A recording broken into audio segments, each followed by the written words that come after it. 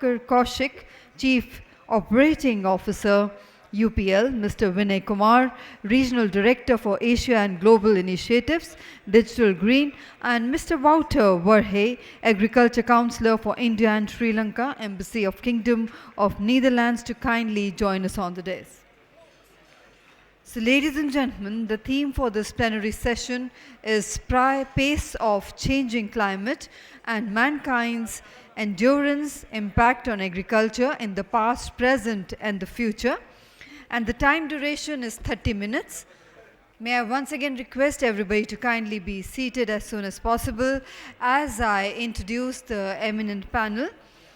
The moderator and chair for the plenary session, Dr. Narendra Singh Rathore, is Deputy Director General Education at Indian Agriculture Statistics Research Institute, ICAR, New Delhi.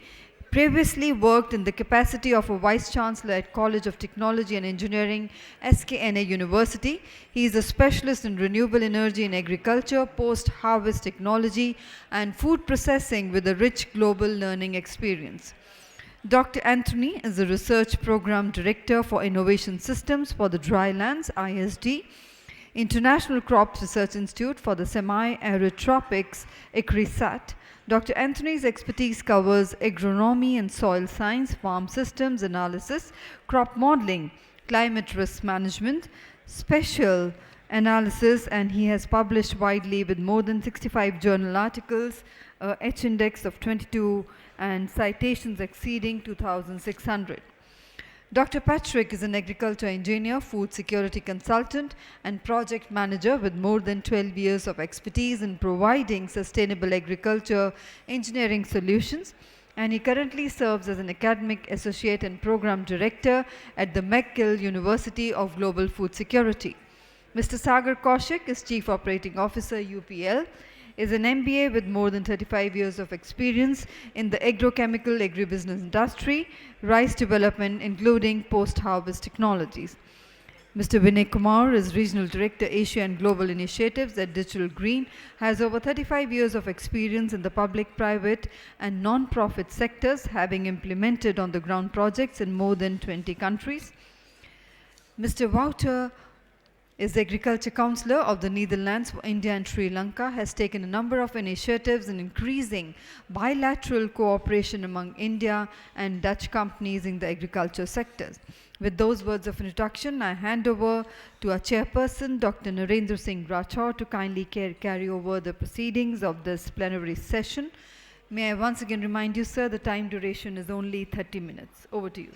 So our first technical session we are going to start. At the outside, I would like to welcome all of you, and those who are standing, I would like to urge to all of you, kindly occupy your seats so that the deliberation will be more.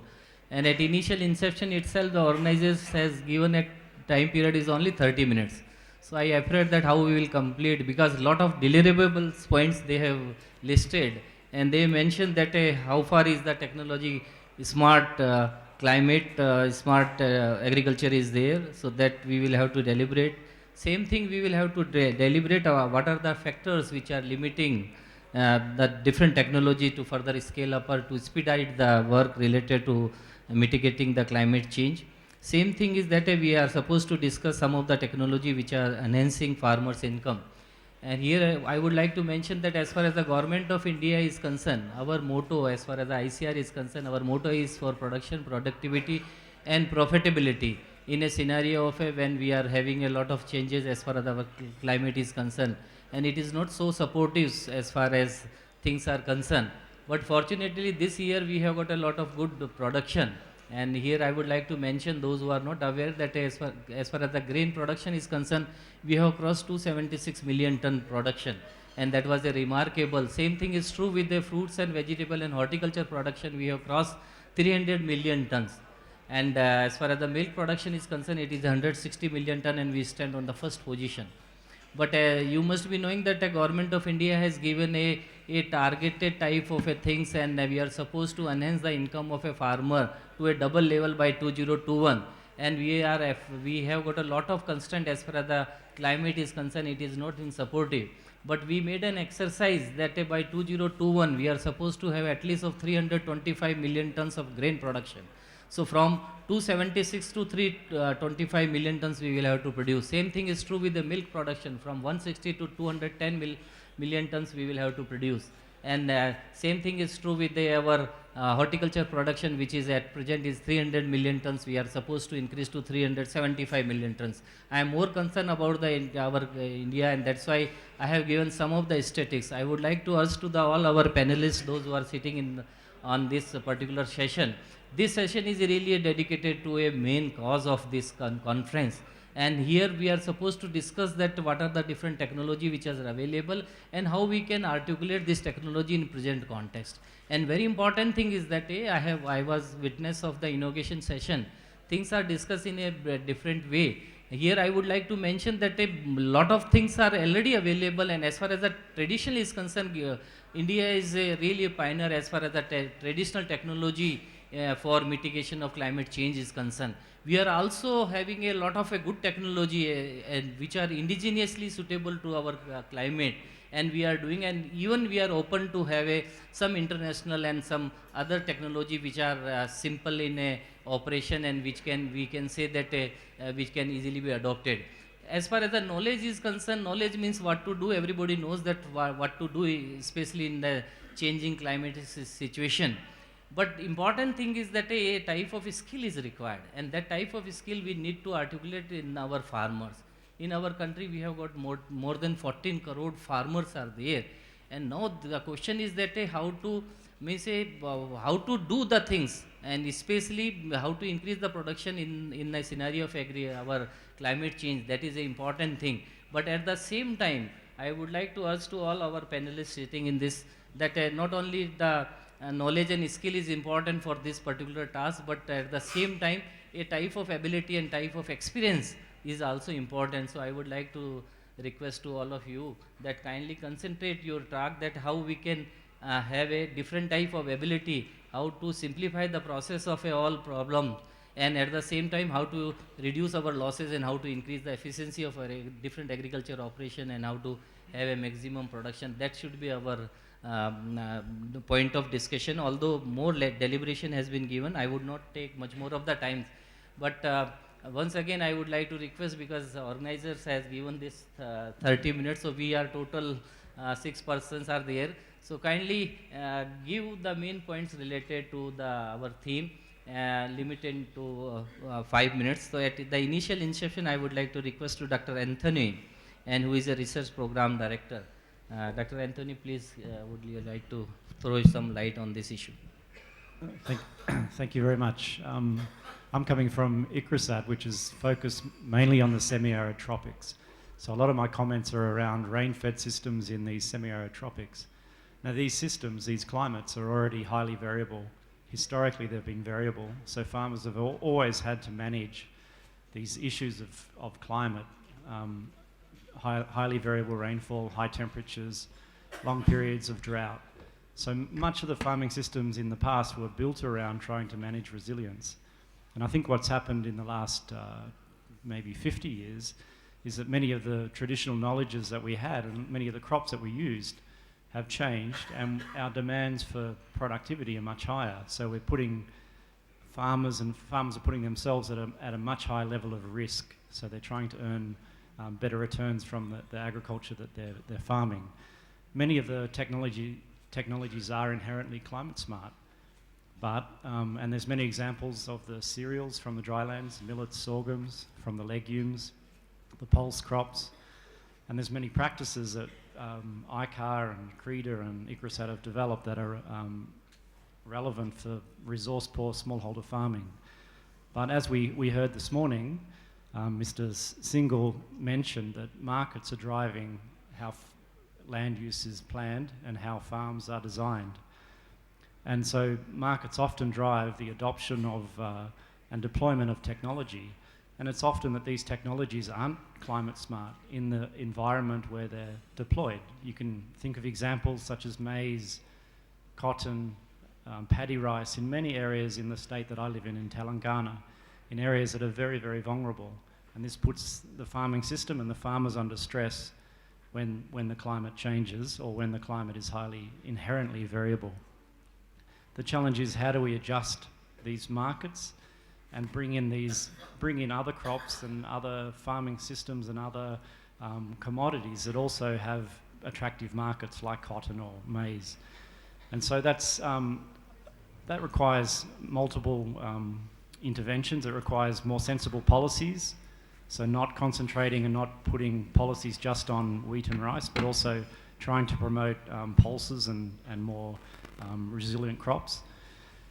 These policies are there, but they need implementation. There has to be infrastructure development to create incentives for farmers to take to move towards commodities that are more resilient. So these require substantial government investment to bring commodities and infrastructure into those areas. And it also needs much greater co-planning and co-design and integration with farmers. So farmers understand, I think, resilience, but they need to be much more supported in helping us change the behaviour of farmers and consumers. And finally, there's a lot of need for much more research on water use sufficient practices, on bringing genetic gain to our dryland crops, on some of these radical physiological pathways that I think one of our speakers talked about this morning, actually changing our crops from a C4 to a C3 or a CAM. But these things are blue sky kind of research. And finally, the last comment would be a lot about climate risk management.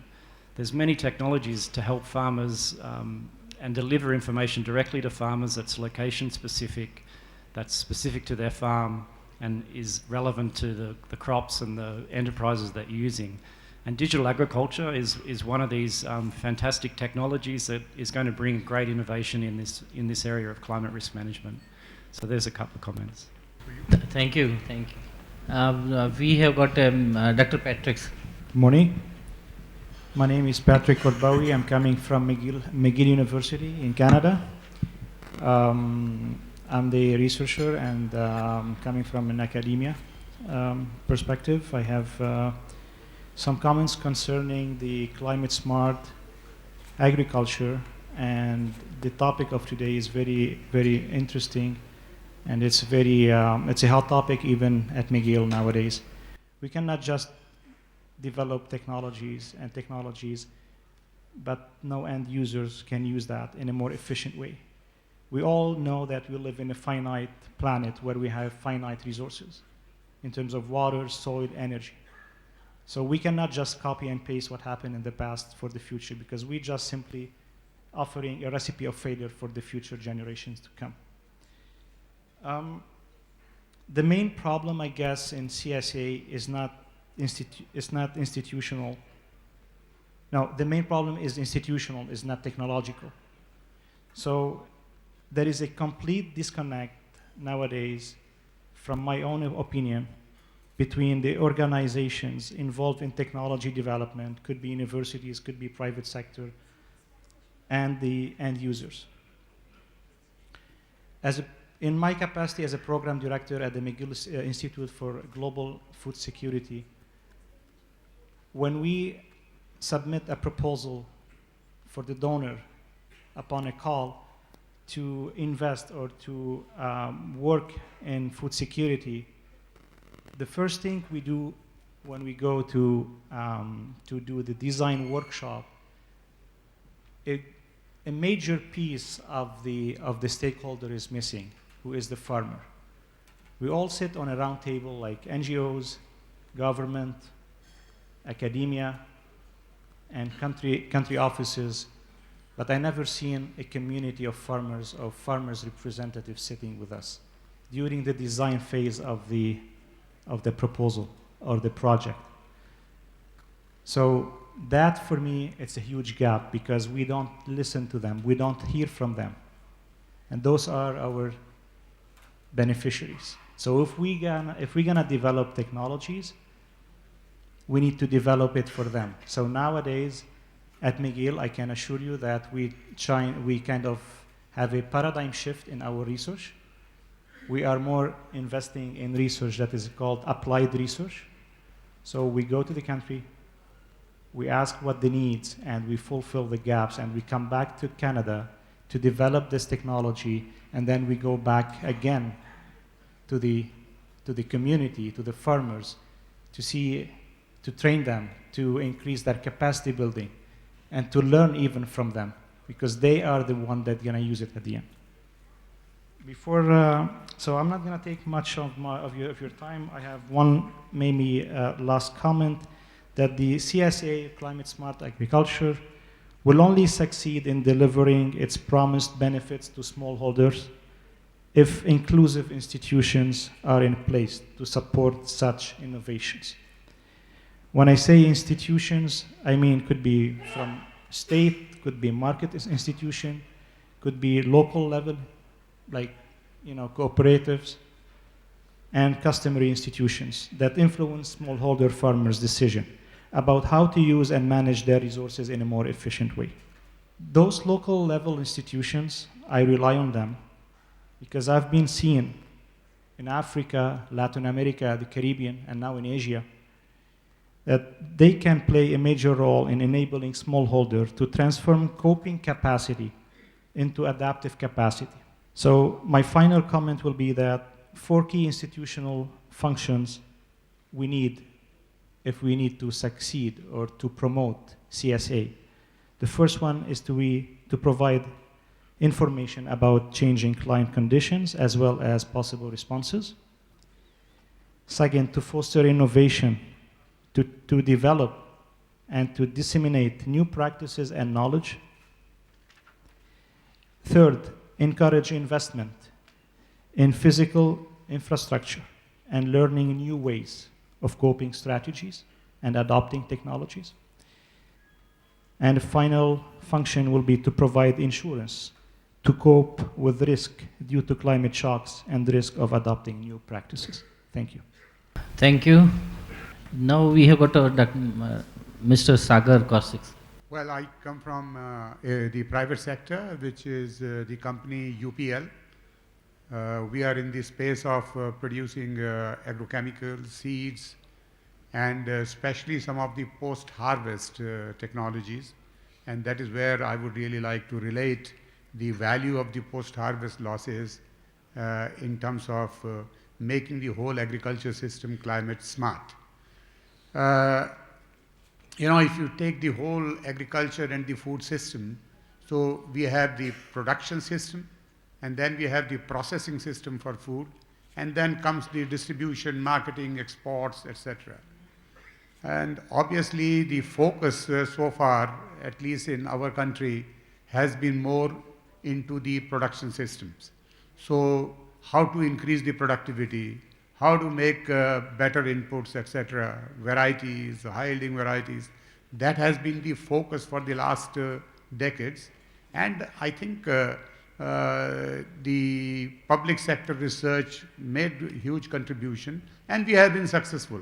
We are still able to, convert from food shortage to the food plenty, and that also becomes sort of a challenge. Now, do we have some technology do the farmers having the technology today to deal with it? Answer is yes. With the available systems, one could also manage. I give example of rice.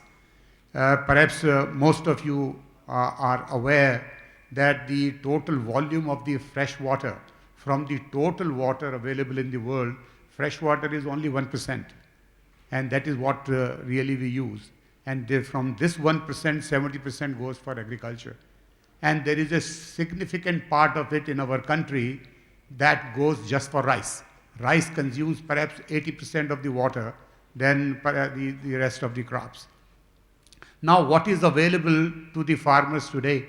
We have the transplanted rice cultivation. That actually guzzles the water. But at the same time, there are technologies available for the direct seeded rice. In the direct seeded rice, if the farmer take the practice, they can reduce the consumption of water by almost 70%. But then, to get this going, and farmers are cultivating already the direct seeded rice. I am not saying that the breakthrough has not happened, but it has not happened to the extent that it is required. Just to talk about the big picture, we produce 105 million tons of rice from 42 million hectare. Dr. Dalwai, I don't know whether he is here, but he also mentioned about this rice. And I believe that instead of 42 million hectare, we can produce same 105 million tons of rice from 30 million hectares of rice crop. So we can actually free 10 million hectare of land for perhaps doing nothing, and at least the impact on the climate you could conserve, or you could do the alternate crops. Now the question some of you may be thinking sociologically that farmers are cultivating it for their own consumption, but that is more in south and the more southern states that farmer has to cultivate rice for their own captive needs. But if you go to Punjab, and Mr. Dalwai talked about the crop symmetry or asymmetries which are existing, yes, I think we should see that in the next 10 years, Punjab perhaps could be known more for horticulture and less for rice, because Punjabi farmers are not eating rice.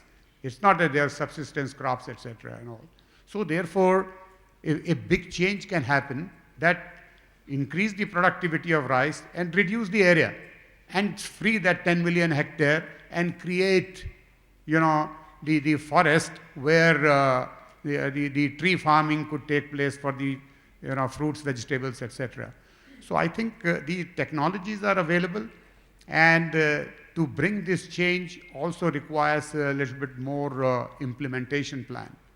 The other subject in terms of increasing the productivity is the hybrid rice. Hybrid rice, if you compare between China and India, 50% of the total area in China is hybrid rice. In our country, it is less than 5%. So, which means that there are tools available in terms of technologies to increase the productivity and free certain land and use for something which is much more climate smart compatible. So that's one area. The second area I would like to highlight is in relation to the post-harvest losses.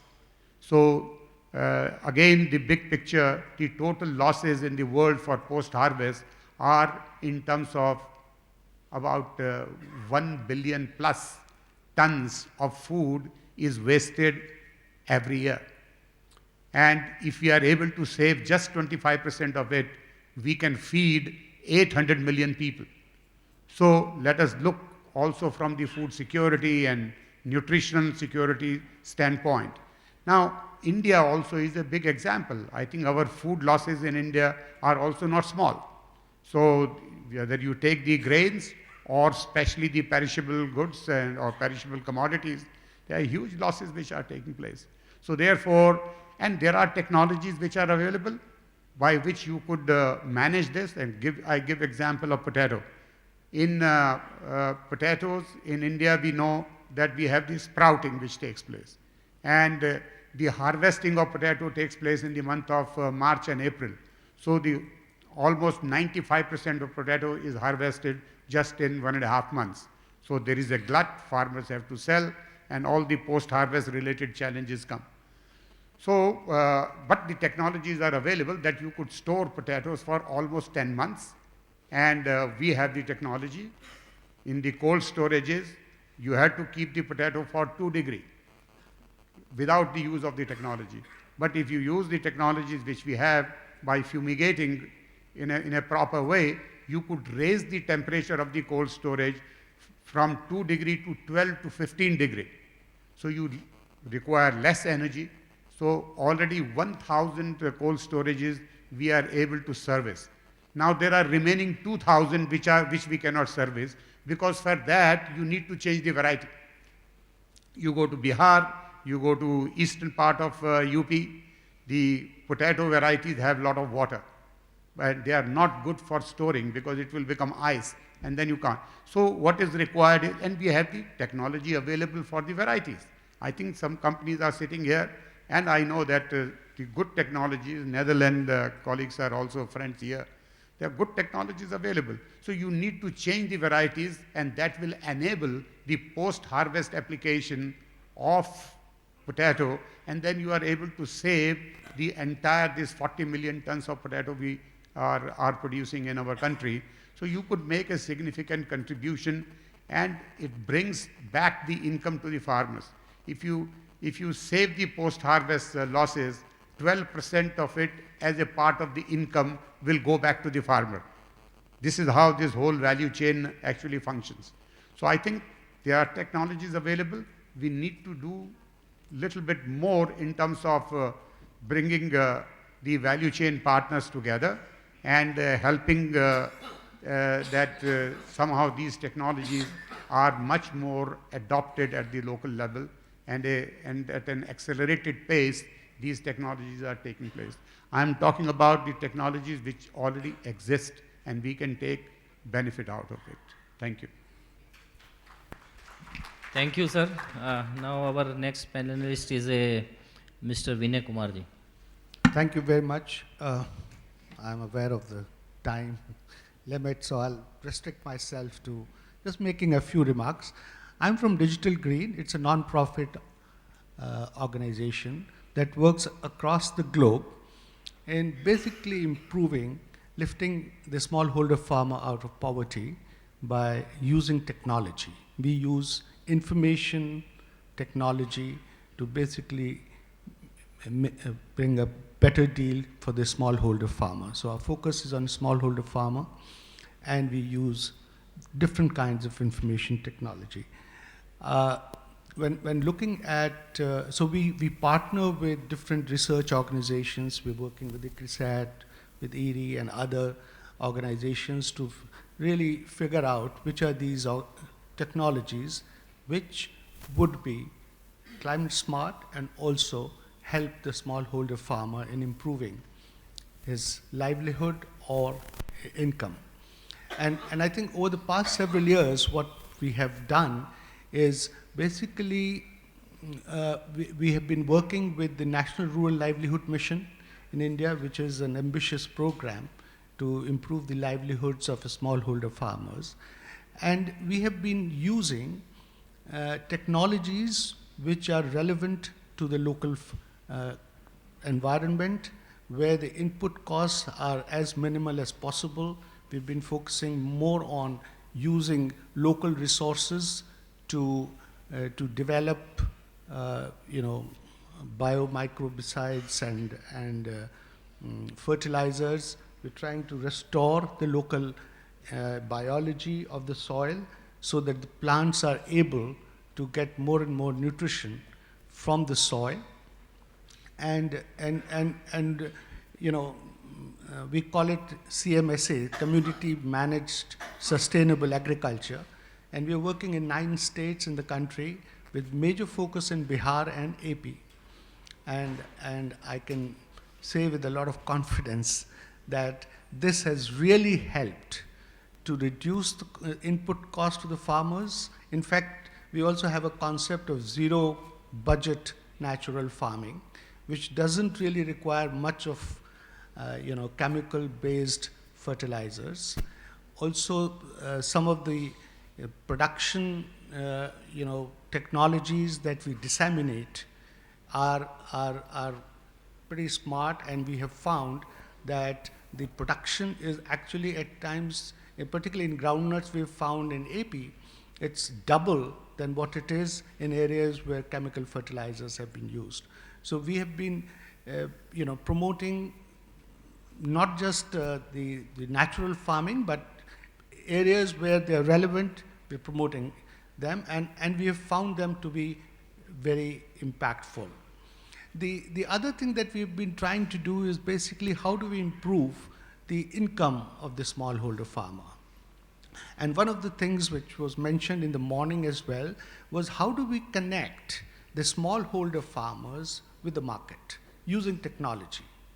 So what we've been trying to do is to basically develop, we have done this pilot again in Bihar, and we've found when we aggregate smallholder farmers to an aggregator and use technology to basically help aggregate and transport these produce to the local market with, it's all mostly technology based. My colleague in the afternoon is going to make a presentation on this, so I don't want to dwell on that. But I just want to mention that over the last 8 months or so, the pilot that we have done, we have generated a business of about $2 million amongst about 6,000 and 7,000 farmers using these technologies, and we've also been trying to see if we can make these payments available to the farmers through digital platforms.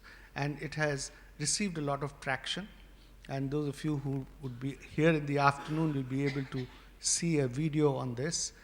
And so we are basically using different kinds of information technology. These are just two, but we keep innovating and looking at new areas of work and reaching out to the farmers. In terms of reaching out and the farmers, we have reached almost 1.5 million farmers across different states in India. 90% of them are women, and we've found that the adoption rate is almost about 65% of the farmers who have seen these, and we use community-based videos to reach these farmers. So I'll probably stop here. Yeah, good morning. My name is Wouter Verheij. I'm the agricultural counselor within the Netherlands Embassy. I must say it feels a little bit uncomfortable here to be here as coming from an embassy, sitting with so many experts and scientists in a panel. But I think the topic of today is excellent chosen. I would like to congratulate the NSFI for organizing this event. I will not focus too much on agriculture in the Netherlands, as that was already done this morning in the first session by Mr. Singlau. I would like to thank him for that. India is amongst those countries, those hotspots in the world where climate change might hit relatively hard. Recently there was also a study from the OECD on the land-water energy nexus, which mentioned India as a country where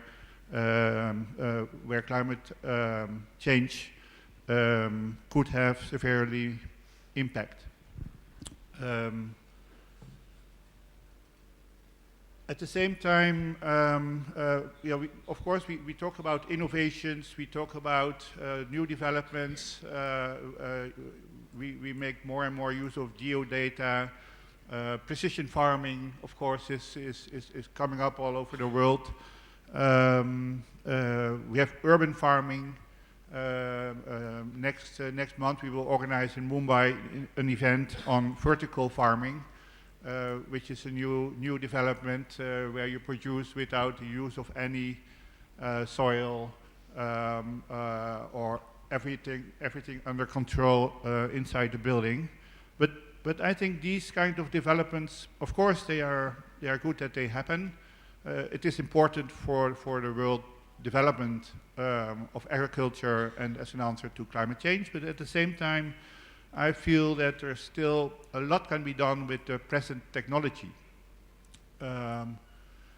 If I look at for instance, the Indian situation, the water productivity could still be much higher with present technology.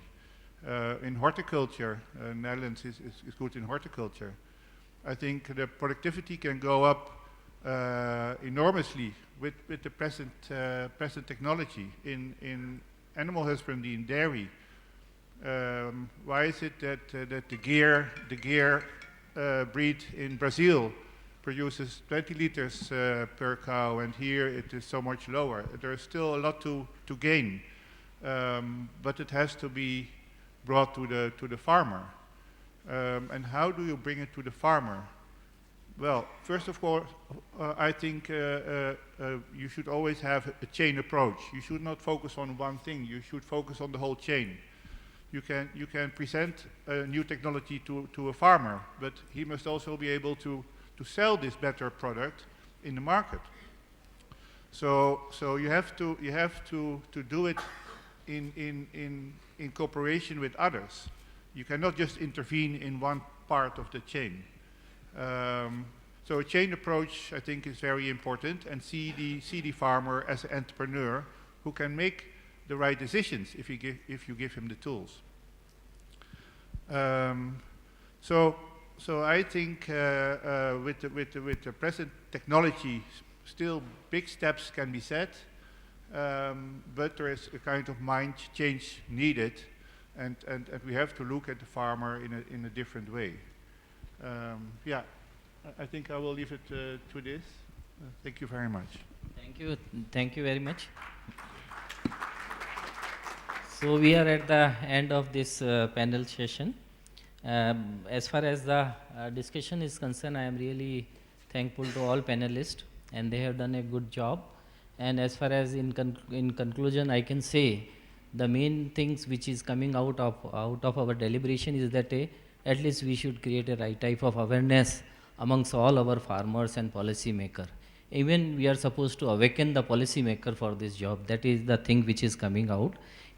Our Dr. Anthony has mentioned that there is a need of a sensible policy, and definitely in case if we'll have there is a good scope for broadening our scope of work, and let us bridge the gap between demand and supply, because technology is available. Every panelist has suggested that lot of technologies are available which has got a direct bearing as far as the mitigation of climate change is concerned, but things are not visible at the doorsteps of the farmers. So that's why we are supposed to bridge this gap, and at the same time there is a need to have a right type of collaboration and cooperation. That is a need of our, and in case if we'll collectively if we'll do this some work, definitely we will be in the position. And 4 keys were really, these were quite attractive 4 key words which Dr. Patrick has mentioned, that let us have a right type of information dissemination and innovation. Let us try to articulate the new innovation, because number of places lot of innovation has been carried out, but things is that how to compile them and how to make them visible across our country. And same thing is that let us encourage the learning new ways, and let us have something for the insurance for the to cope up with this thing, because there is a need to have right type of documentation. There is a need to discuss some new ways and means for dissemination, because it is when we are saying that a technology is available but it is not visible at the farmer front, so it means that a new technology has to be kept in the views. A very good suggestion came into the picture that in case you will trapped post harvest losses, to certain extent we will be in the position to do some changes as far as our overall production and productivity is concerned, because production and productivity should be linked with their profitability. That is a basic idea. So that's why we are supposed to have this thing that and at last a very good things which is coming out. I would like to appreciate Mr. Vinay Kumarji. He has given the concept of a zero budgeting natural farming. Perhaps this is the thing, because precision agriculture and conservation agriculture, lot of people are working, but now there is a need to have a natural farming as well. Organic farming people are talking from a different platform, but natural farming to certain extent, this will be one way to come up with, to get rid of this problem. I am really thankful to all of you, and I think the time is short, so we will not entertain any question at this moment. And thank you very much to all our respected panelists. Thanks a lot, sir. Thank you very much indeed. And may I request Dr. Sai Krishna on behalf of NSFI to kindly present the mementos. We present to our chairperson and moderator, Dr. Narendra Singh Rathore, to Dr. Anthony Whitbread, to Dr. Anthony, to Dr. Patrick, to Mr. Sagar Kaushik, to Mr. Vinay Kumar, and to Mr. Wouter Wahid. Thank you, Dr. Sai, for doing the honors. With that, ladies and gentlemen, we close the proceedings of our plenary session.